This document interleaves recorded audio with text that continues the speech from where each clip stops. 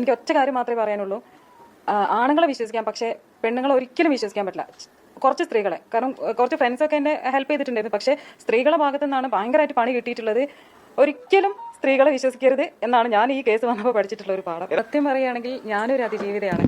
കാരണം പെട്ടെന്ന് ഉറക്കത്തിൽ അടി കിട്ടിയ പോലെ ഇങ്ങനെ ഒരു കേസ് വന്ന സമയത്ത് ജേട്ടൻ്റെ സൈഡിൽ അച്ഛനോ അമ്മയോ കൂടപ്പിറപ്പുകളോ ആരുമില്ല. ഞാനാണെങ്കിലും ഇങ്ങനെ കൂടെ നടക്കുക എന്നല്ലാതെ പുറംലോകമായിട്ട് വലിയ ബന്ധങ്ങളോ കാര്യങ്ങളോ ഇല്ലാത്ത ഒരാളാണ്. പക്ഷേ എനിക്ക് ഒറ്റ കാര്യം മാത്രമേ പറയാനുള്ളൂ. ആണുങ്ങളെ വിശ്വസിക്കാം, പക്ഷേ പെണ്ണുങ്ങളെ ഒരിക്കലും വിശ്വസിക്കാൻ പറ്റില്ല. കുറച്ച് സ്ത്രീകളെ, കാരണം കുറച്ച് ഫ്രണ്ട്സൊക്കെ എന്നെ ഹെൽപ്പ് ചെയ്തിട്ടുണ്ടായിരുന്നു. പക്ഷേ സ്ത്രീകളുടെ ഭാഗത്തു നിന്നാണ് ഭയങ്കരമായിട്ട് പണി കിട്ടിയിട്ടുള്ളത്.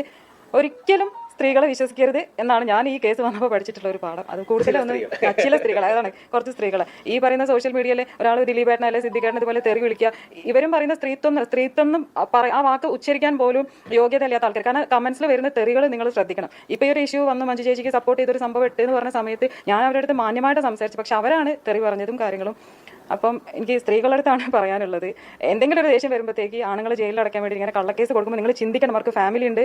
ഒരിക്കലും ഞങ്ങൾ ആത്മഹത്യ ചെയ്യില്ല എങ്ങനെയെങ്കിലും, കാരണം സത്യം എന്ന് പറഞ്ഞൊരു സംഭവം ഉണ്ടല്ലോ.